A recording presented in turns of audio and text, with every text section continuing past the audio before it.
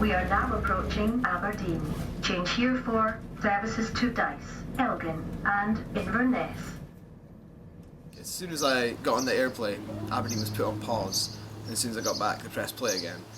That's one of the things I was like really down about the first week back, that I feel like I've changed so much, and then I came back and everything's the same.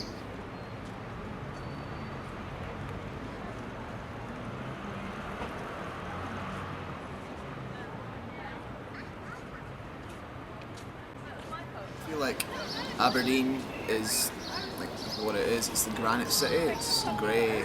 It's dull.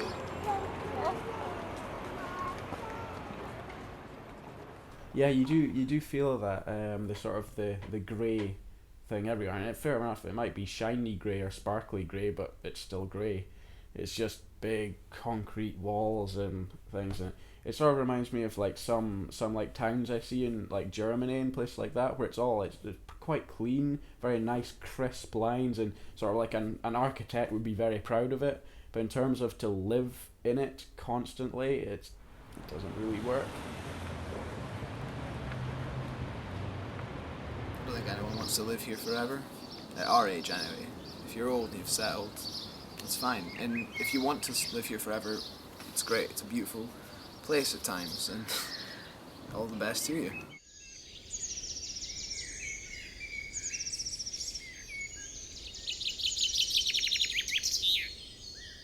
I didn't feel welcomed in Aberdeen. My earliest memories of the people here are really quite negative, actually. And we're talking about 5 and 6 year old children mostly. Because I was English, I was very much stereotyped. Aberdeen is quite an insular place. Mostly because the people here aren't really exposed to many other cultures or races. So I was considered the posh English snob, or the Sassenach, which were terms that I'd never heard before. As I got older, I suppose I learned to cope with that, and I learned to realise that was a cultural attitude and not a personal dig. But that really took a lot of getting used to. That was really tough. I felt like an outsider and an imposter. And I would say that was maybe mostly through my primary school years.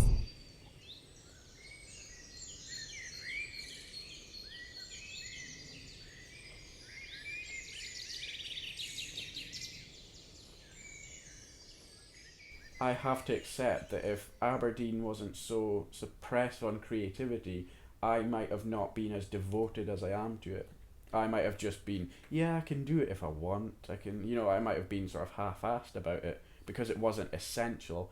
But because of the way Aberdeen is, to me, coming out here at least once every 2-3 days is essential. If I didn't do it, I would start to go off the handle.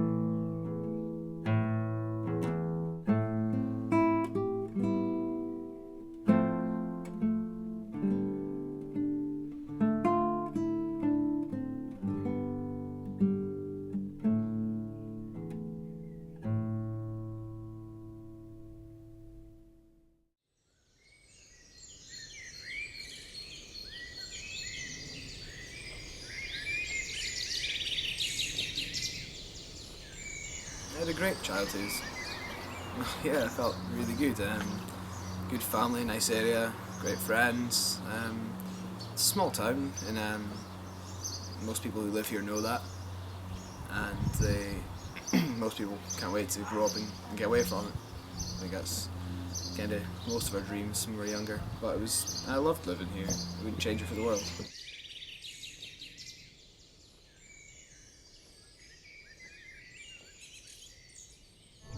Certainly the older I've got, the more I prefer Aberdeen.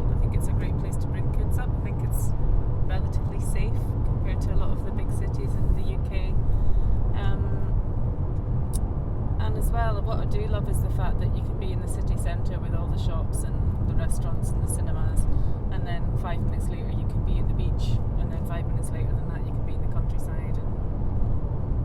And it's, you know, there are some quite beautiful places in Aberdeen which I probably take for granted. It's kind of got everything I want, really. I love going on holiday. I love getting away from Aberdeen at times, but I certainly would call it my home and would always call it my home.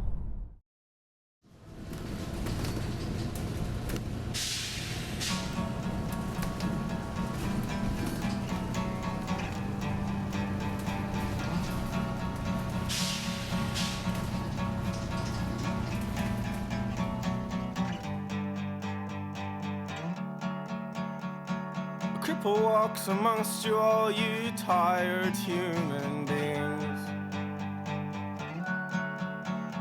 He's got all the things a cripple has not, to working arms and legs.